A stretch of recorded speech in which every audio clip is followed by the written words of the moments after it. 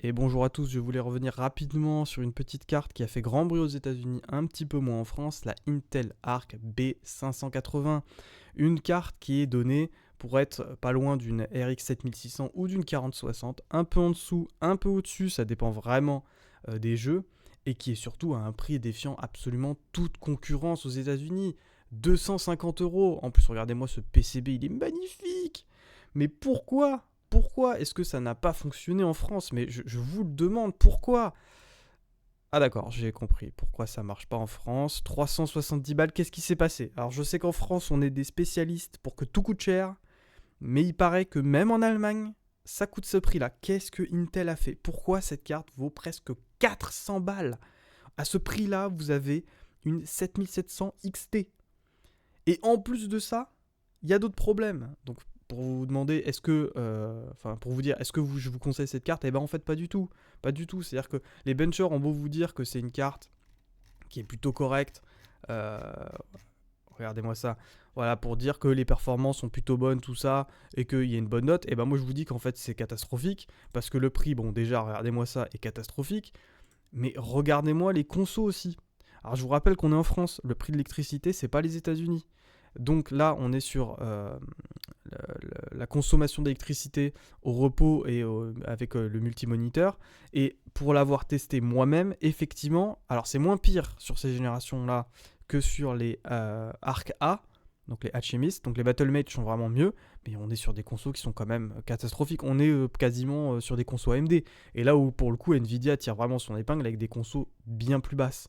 Alors je vous parle même pas de la conso quand vous jouez et tout, les consos sont extrêmement élevés pour les performances données.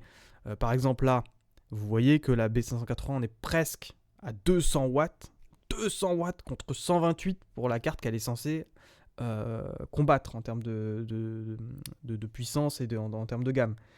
Donc je ne comprends pas pourquoi cette carte est à ce prix-là.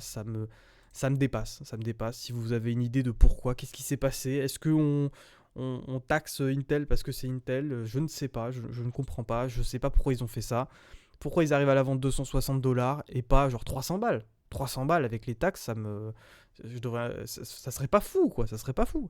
Et regardez en plus, donc là, je vous traduis ça. En gros, que les Intel Arc B580 donnent des performances extrêmement faibles. Plus le CPU est vieux et en fait, moins il est puissant.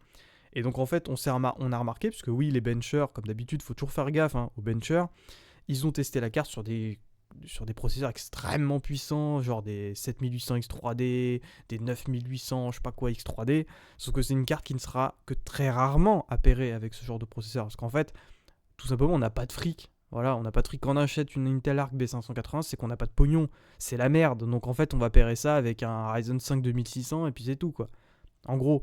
Et on voit qu'en fait, les performances sont en chute libre. Plus le processeur est vieux. Alors c'est quelque chose d'assez récent, mais en gros, les bench donnent, pour en avoir vu quelques-uns parfois, 10% de moins en fonction du processeur. Donc ça fait quand même mal au cul. Et donc ceci explique pourquoi cette carte ne fonctionnera pour l'instant pas en France. Si un jour, je vous dis, si un jour elle tombe sous les 300 balles, peut-être que ce sera une carte qui sera envisagée. En attendant, euh, je crois qu'elle est presque plus chère que certaines 4060 un peu pourraves. Par exemple, les 4060 monoventilateurs, vous savez, c'est avec un seul ventilateur, sont moins chers. J'en ai vu à 280 € par exemple. Donc là, je ne comprends pas pourquoi ils ont fait une chose pareille. Au moins, ce qu'on peut se dire, c'est qu'ils n'ont pas fait les rats sur la VRAM, je me répète, mais c'est extrêmement important, surtout en 2025, quand tu vois qu'il y a des jeux qui ne tournent même plus. Et alors, si vous voulez faire de la 1440p, je vous dis tout de suite, les 8 Go, c'est très très très compliqué.